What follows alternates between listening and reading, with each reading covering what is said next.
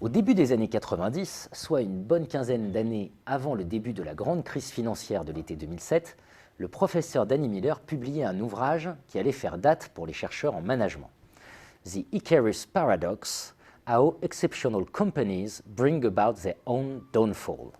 Traduction, comment les grandes entreprises finissent par mourir de trop bien réussir. Ce livre défendait une thèse novatrice. Plus une organisation a réussi par le passé, plus s'installent insidieusement les mécanismes organisationnels qui vont irrémédiablement la conduire à l'échec dans le futur.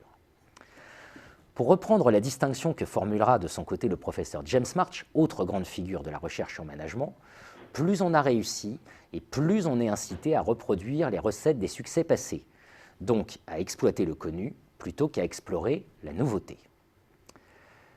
Si l'on suit Danny Miller, le plus grand défi dans le domaine de la stratégie et des organisations serait donc celui-ci. Comment ne pas sombrer dans l'arrogance? Comment ne pas laisser s'installer les conformismes? Comment maintenir vivace une dynamique organisationnelle de régénération du potentiel stratégique futur? C'est aujourd'hui toute la recherche en management qui démontre que ceci n'est en rien aisé. Lorsque l'on exerce le pouvoir, pour reprendre le titre d'un ouvrage d'Alain Cotta, on a rarement intérêt à voir et à reconnaître les signaux faibles qui démontrent que l'on est en train de perdre le contrôle, voire que tout ceci pourrait mal finir.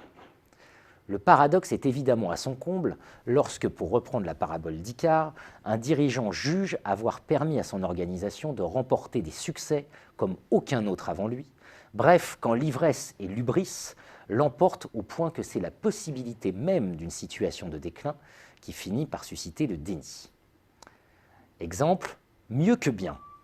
On se souvient de cette formule emblématique de l'ancien patron de Vivendi Universal lorsqu'il était interrogé sur la santé financière de son groupe, quelques mois avant d'être démissionné par son conseil d'administration. Et le moins que l'on puisse dire, c'est que les enquêtes judiciaires qui ont suivi auront démontré une réalité tout autre. D'ailleurs, durant le procès pénal en première instance de Jean-Marie Messier, au terme duquel celui-ci avait été condamné à 3 années de prison avec sursis, l'avocate générale avait assuré « Vivendi, ce n'était pas Enron ». Probablement.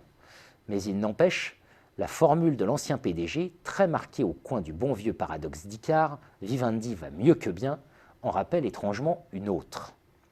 Ainsi, Ken Hesley, PDG d'Enron, déclarait-il dans la presse américaine le 20 août 2001 « The company is probably in the strongest and best shape that it has ever been in ».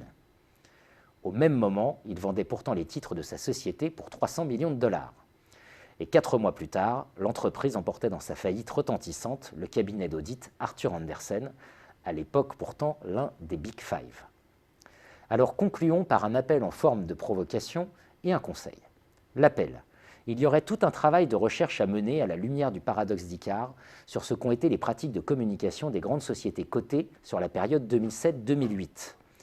En effet, durant cette période, le soleil a brûlé si fort les ailes de tant d'organisations réputées pourtant infaillibles et qui se sont d'abord révélées too big to fail, ou plus justement too big to fall, pour qu'une telle recherche